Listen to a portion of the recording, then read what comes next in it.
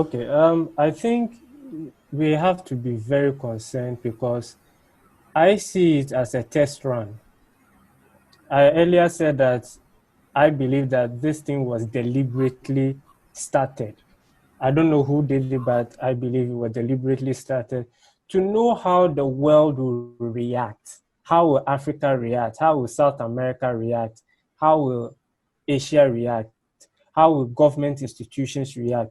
So that based on how people react, they can then put in policies and um, laws in place that will determine how for the next decade or so people are going to live. So I think we have to be very concerned. And most of the time when I listen to what the WHO or UN or any Western government or the Chinese government say, I always ask myself one question: what are they not saying? You know, I'm into media, so one of the things that you tend to notice is that people present information because they want you to think in a certain direction. So whatever you see on CNN, on NBC, and all those mainstream media, they are not put there to inform you. They are put in there to control how you should think and understand all those things. Yesterday, I was even talking about the fact that we Africans, one problem we have is that when we have our own people in halls of power, we don't put the pressure for them to aid our interests or push our interests. And why am I saying that? We've had Kofi Annan in the UN. We had Barack Obama in the White House. Currently, the WHO Director General is from Ethiopia. You get me? Yeah. So anytime we have somebody who is powerful or is in the halls of power, then we all relax. We don't tend to push our agenda. And I agree with what Robert said, that it's surprising that Christians who are into economics, who are in journalism, who are scientists, they are all quiet. Why should you be quiet in these times? The people that I'm listening to are not even Christians, and they are very bold. One person was talking about how they are coming up with certain vaccines in which when an African lady takes it, her antibodies or immune system will attack the fetus when she gets pregnant. That's And the true. guy said that that's what they are. Yeah. So, and I don't know if he's a Christian, but here's a white dude who is fighting for us Africans, and they are very few and far. So I feel it's an interesting time we are entering in. We should be very, very concerned. We should be very, very concerned. And that's why, if you notice, on ICGC, well, I started sharing in the corridors of power so that people understand that what is happening in this world is a power dynamics. Things don't just happen by heart. Things are made to happen. No matter how random it may look or seem or sound, things are made to happen. And like Robert said, we have to also go back to the scriptures and understand what the Bible is saying and how we should react to it. We are too lazy, we are too timid, we are not radical. This is the time we have to be very radical. We are too, we like to be politically correct so that people will be comfortable with us.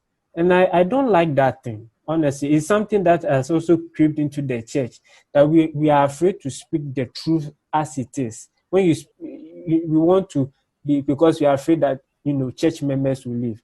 But look at Jesus. When you read the scriptures, how he called the Pharisees brood of vipers and all those things. I'm not saying we should just go and be insulting people, but what I'm just trying to say is that when he was speaking, he spoke with authority. And we have to speak with authority.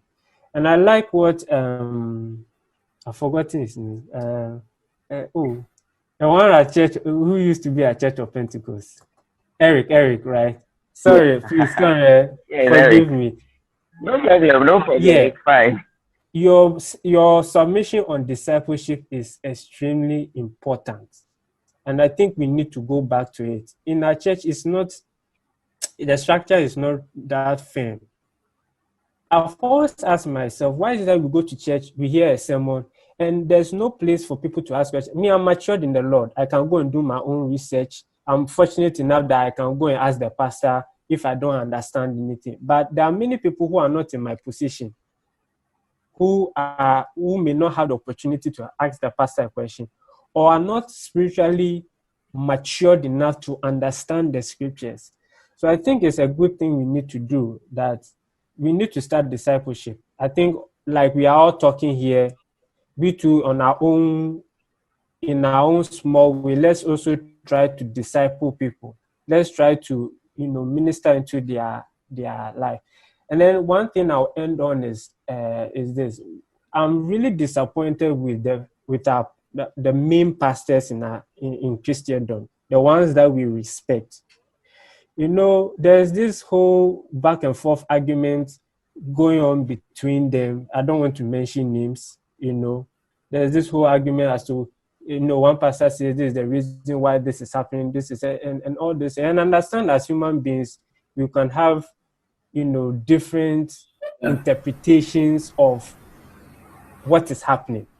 But what I don't like is pastors going out against one another. Because when that happens, then you have the church members also fighting one another, because one pastor attacked another pastor. And I feel this is the time you have to be, wise.